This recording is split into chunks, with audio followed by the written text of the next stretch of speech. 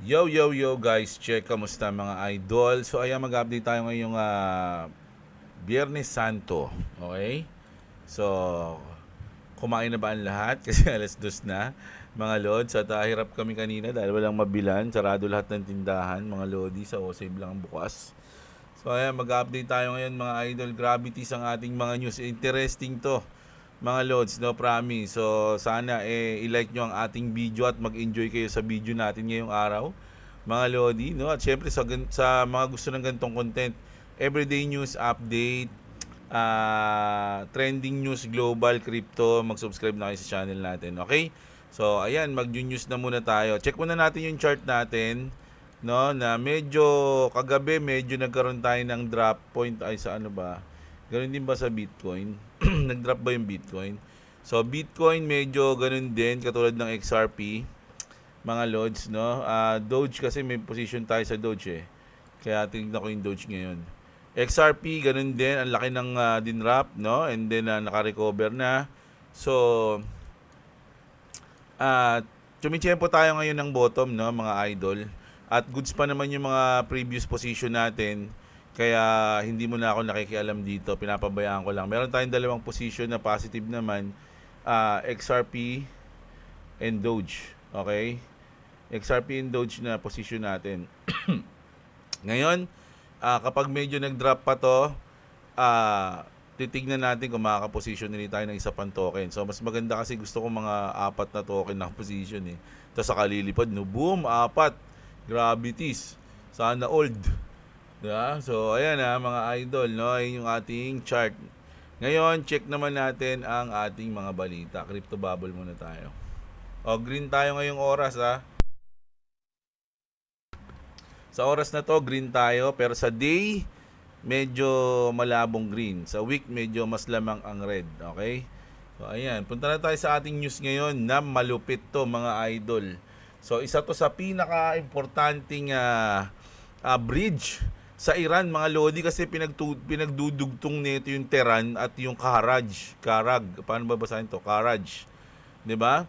The US and Israel armies destroyed the highest bridge in the Middle East. Ito pa yung pinakamataas na bridge sa Middle East, mga idol, at a height of 136 meter, linking the Iranian capital, Tehran, and Karaj, no? Ayan, mga idol. So imagine andito ka, bumili ka lang na malengke ka lang dito sa kabila. Tapos biglang binakbakan ng US. Paano ako makakabalik ngayon, mga idol? No?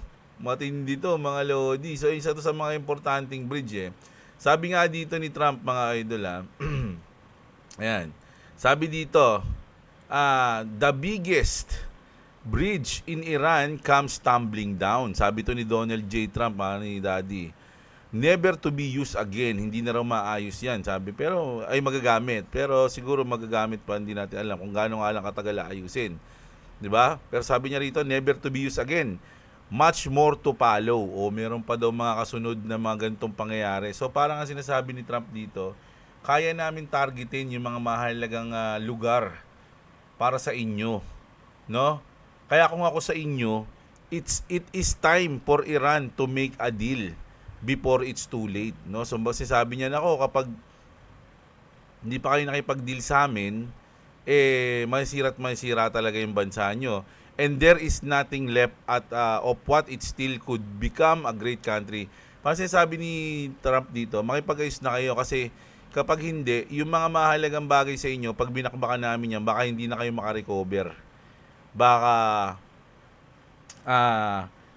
makarecover man kayo, matagal na panahon, may hirapan kayo. So, hanggat hindi namin binabakbakan yan, kahit ngayon sinasabi ni Trump sa interview niya na yung mga oil, yung mga mahalagang oil refinery nila, kayang-kaya daw yun bakbakan ng US, pero hindi nila ginagawa kasi once na tinamaan yun ng US, wala na, mahirapan na makarecover yung Iran. So parang sinasabi ni Trump, makipag-deal na kayo sa amin kasi once na ginawa namin yan, hindi na kayo makaka-recover, mahirapan na kayo, di ba? So ayun yung sinasabi niyan. At dito sa pangyayari na to, nung napanood ko to kaninang umaga, kasi sa iba, hindi ko sa Fox News napanood 8 yung nasawi dito, mga idol. 8 yung nasawi at kulang-kulang 100 yung sugatan. dito sa pag-atake na to ng US, 'di ba? At nagalit yung Iran dito, mga idol nag-announce yung Iran.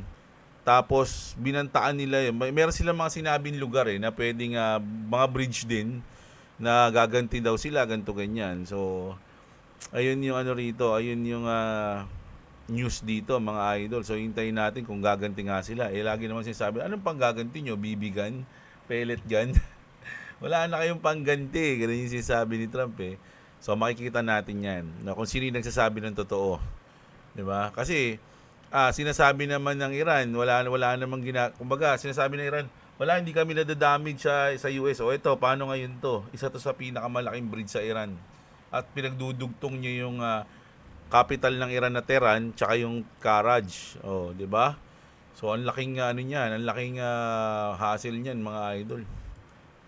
Tapos ito, Russia, China, and France veto United Nations resolution authorizing military force in the Strait of Hormuz per NYT o New York Times.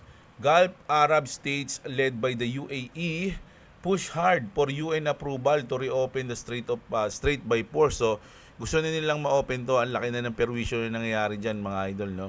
Any coalition to forcibly open Hormuz now happens without international legal cover. Pero meron good news dito, mga idol. Meron ako nakita sa balita na kapag may flag ng Philippines yung dadaan dito, papabayaan naman daw ng Iran. Kaya papalusutin sila. Ang tanong, bakit? Allied tayo ng US. Fake news ba yon o totoo? Kasi kung totoo yon, good news talaga yon. Kasi ibig sabihin, hindi tayo nahihirapang mag-angkat ng langis. Kahit sarado yung Strait of Hormuz, kung tayo naman pinapayagan, di goods yun. Ang tanong, magkano ang binabayad natin? Kasi nga, pag dumadaan dito, ang pagkakaalam ko, $2 million ang bayad sa Iran para hindi ka atakihin. Ibig sabihin ba, binawasan na nila yung mga maleta nila? At nagbayad na lang? Pinagbayad dito sa Iran, kaya pinapadaan tayo. Hindi natin alam kasi ako good news yun mga lodi, kasi hindi tayo mahihirapan mag-angkat ng langis dito. At hindi lang naman kasi langis yung dumadaan dito na barko hindi lang langis yung dala, meron mga iba-iba, mga tawag dito, iba-iba, hindi lang langis mga trigo, mga ano ba yun, spices, yan dumadaan dyan, barko yun. So kailangan yun mga idol. Tapos eto naman, etong Amazon na to, legit to na inatake, pero month ago pa pala to, kanina pagkabasa ko, kasi nakalagay dito verified Verified reports from Reuters, Times of India, and Financial Times confirm Iran launch missile drone strike on Amazon Web Service o yung OS, no? Data center in Bahrain today. So ito daw yan. Pero luma na pala tong news na to. Hindi siya fake news kasi parang AI na tong picture na to Pero in-announce talaga ay legit na inatake yung Amazon, pero last month pa ata. Ayan.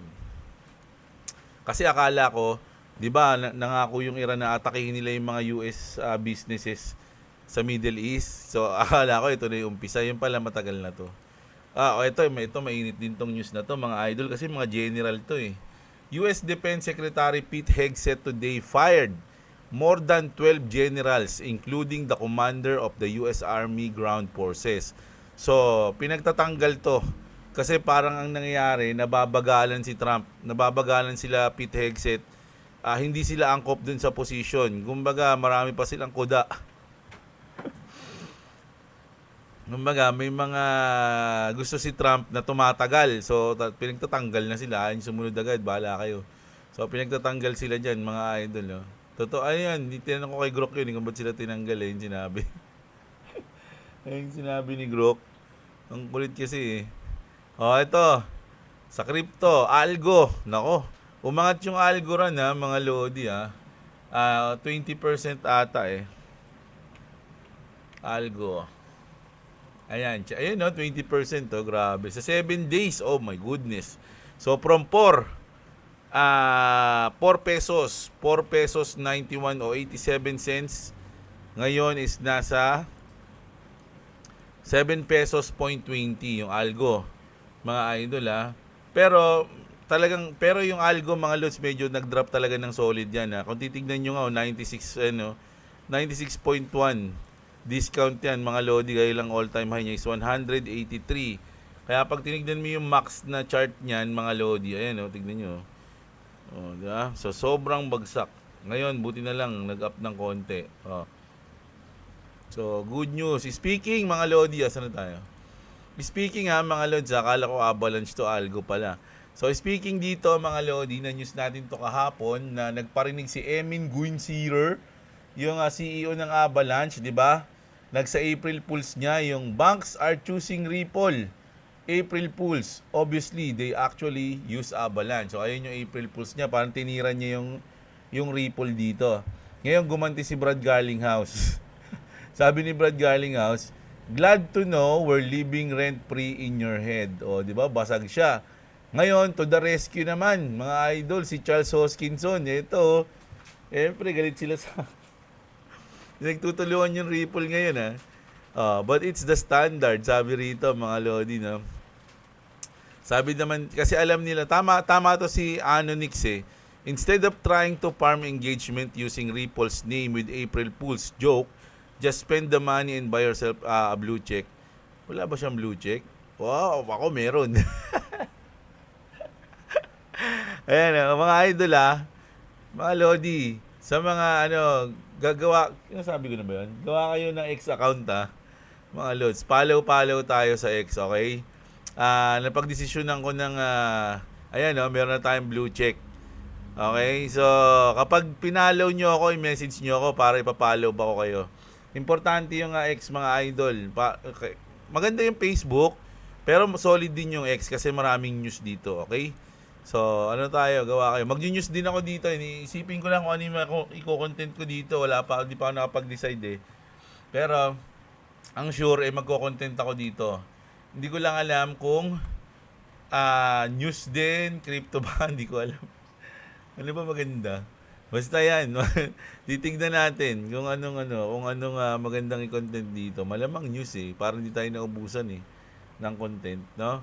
Ano-ano ko na lang yung ibang games siguro. So, ayan. Grabe, no? Parang napagtutulungan nyo yung Ripple. Lagi na lang na tira kayo ng tira sa Ripple. Di nga kayo pinapakailaman, Mga bitter kayo sa Ripple, yung mga CEO.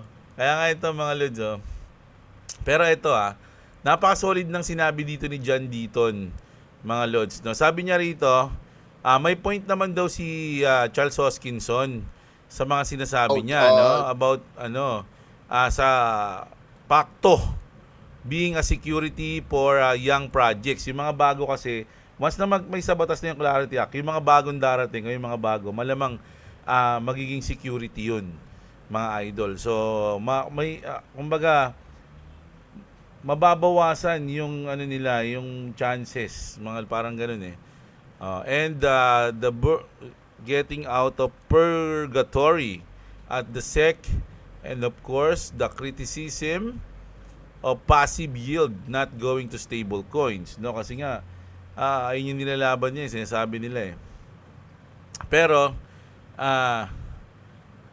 ang parang sinabi kasi ni Deaton dito, mga lodi,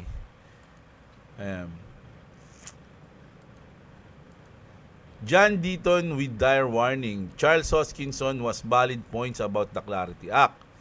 Ending up with Gensler 2.0 is far worse outcome than in imperfect bill. Parang sinasabi niya kasi dito, oo nga, may point ka nga doon.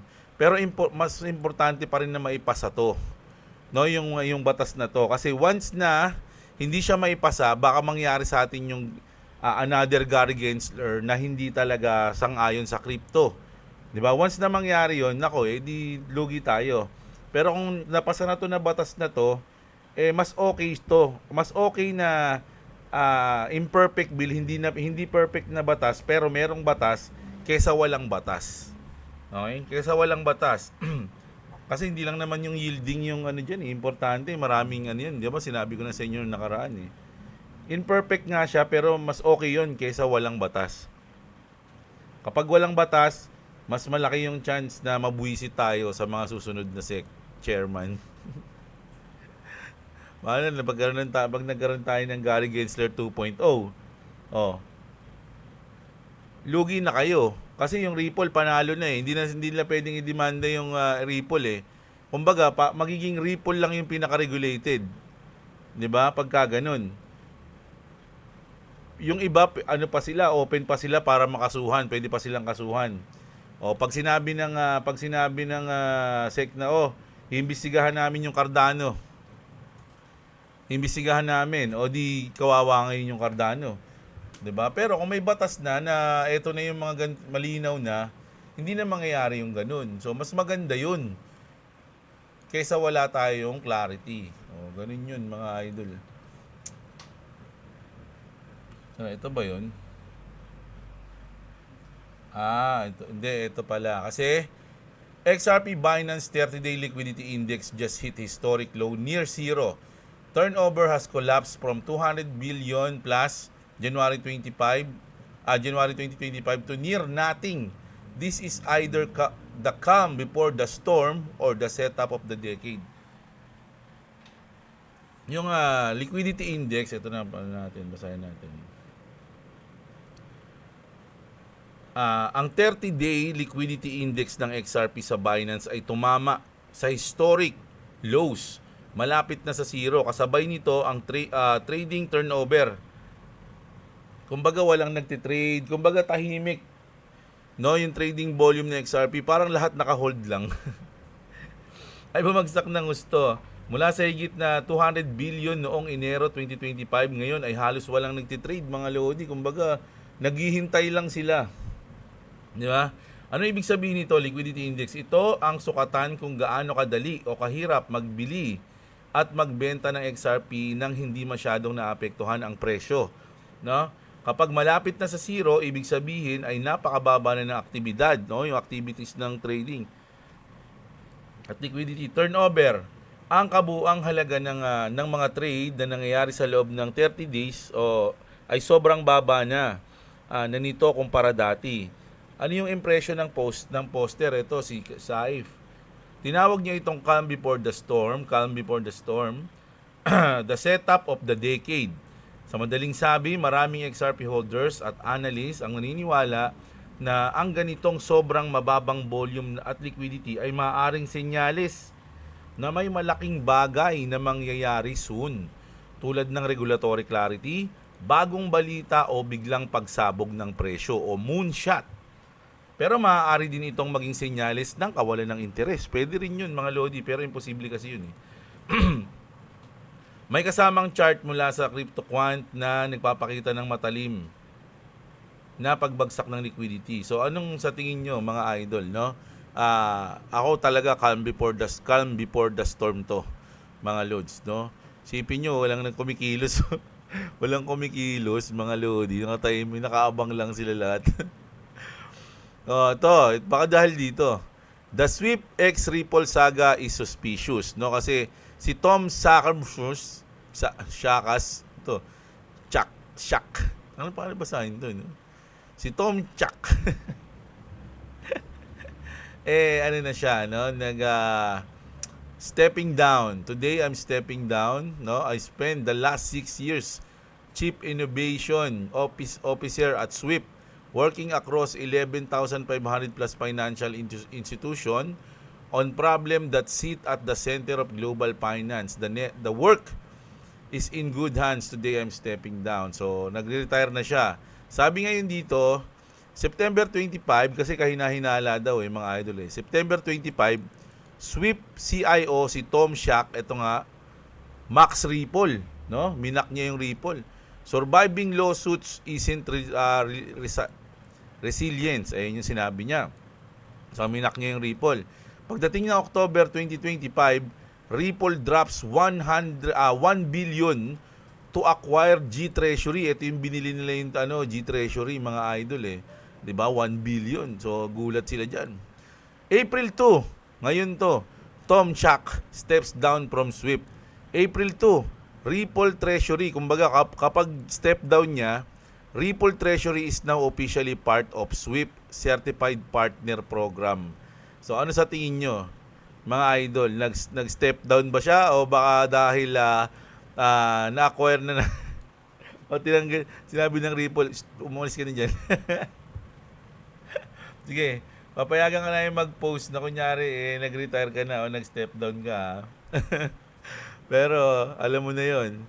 Ripple Treasury is now officially part of SWIFT, di ba? O yan Certified Partner Program. Nakipag-partner yung Ripple. Patay. Ayaw ng Ripple sa'yo. May tinira mo kami dati. Tanggal ka na muna. Coincidence?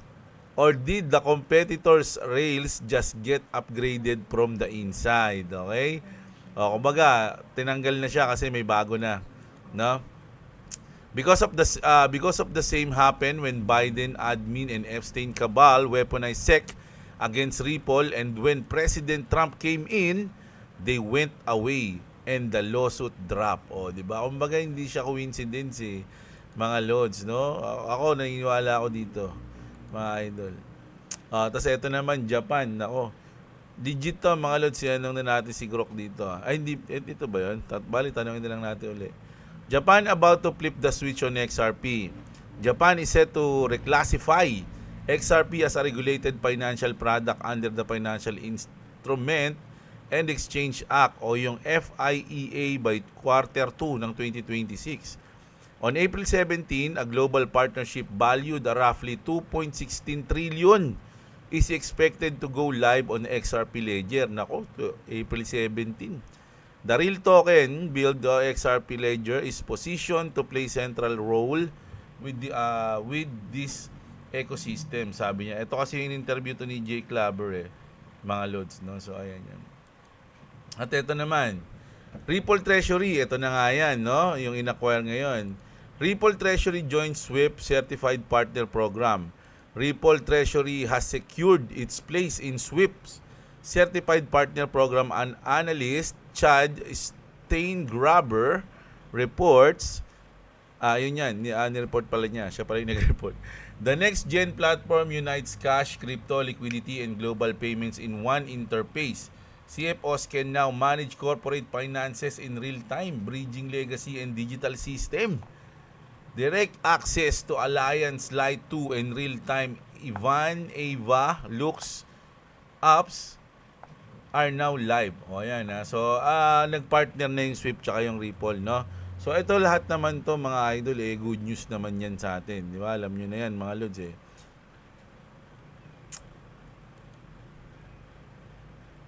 Ganda, So, for me sa akin, maghihintay na lang tayo ngayon. Kasi April naman na. Di ba? At alam nyo naman, sinasabi nila ang April is the recovery day. Grabe yun. Mga idol, no? We will not forget that Israel did this on live broadcast. Grabe. Oh my goodness. No? Punta nga tayo sa BSN. Kamusta ang inyong mahal na araw, mga idol? Nag-swimming na ba kayo? Kami hindi pa kami nag-swimming Kasi sa Monday, recognition pa ni Boy WhatsApp kaya wala muna kami. Pagtapos na siguro nun, saka kami magagala ngayong bakasyon, no? Ayan. Check natin. CC to launch a book Freedom of Money next week. Yun lang kumita Microsoft to pump 10 billion into Japan by 2029. Microsoft has announced a 10 billion Japan investment plan running through 2029. Grabe yung Japan, no? Mga idol, no? Nagkaroon na sila nakagawa sila ng sarili nilang langis. Di ba? Dapat, alam ko, nabalita dati, di ba, na mayroong Pinoy na gumawa siya ng sakyan, tubig lang yung gamit. Di ba? Tubig. Intindi nun, mga lodi. So, ayun muna yung news natin yung mahal na araw, mga idol, Kagabi kasi medyo basag tayo, mga lods, Punta tayo sa bilyaran, Uy, SHIB hits 1.56 million holders. According to data on Etherscan, the number of wallet addresses holding SHIB token has continued to rise, reaching a total of more than 1.56 million at time of writing. News na to. Despite the holder adoption, SHIB's price remains suppressed alongside other major meme coins. So, alongside other major meme coins, mababa din yung SHIB, pero hindi lahat ng meme coins is commodity na, mga lods. No, tandaan nyo, yung Dogecoin at SHIB, nasabi na yan na hindi sila security, mga idol. Kaya para sa akin, safe mag-hold ng SHIB. Kaya siguro maraming nag-hold ngayon. Umabot na ng 1.56 million holders. Diba? Ganun kalupit, mga lods, no? Kaya kasi tignan natin kung madadagdagan pa natin yung meme coins natin. So, ayan. Ayun lang muna ang ating balita ngayon, mga idol. No? So, kita-kits tayo sa susunod na video natin. Sana i-like nyo yung video natin, mga lodi. Subscribe sa mga wala pang crypto exchange dyan. Check nyo yung ating link dyan sa baba ng description, mga lods. May bonus and discounts pag nagamit nyo yung aking link. Okay? At meron akong 0.001 na commission. Napakalit lang nun, mga lods. Kasi kayo may bonus kayo na malupit. At discount na malupit. Pero kung ayaw nyo, okay lang. So, ayun. Kita-kits tayo, mga lodi. Maraming salamat sa mga nanood. Magandang araw sa inyo, mga kapatid. At WhatsApp, mga idol. Tulog si Boy WhatsApp eh.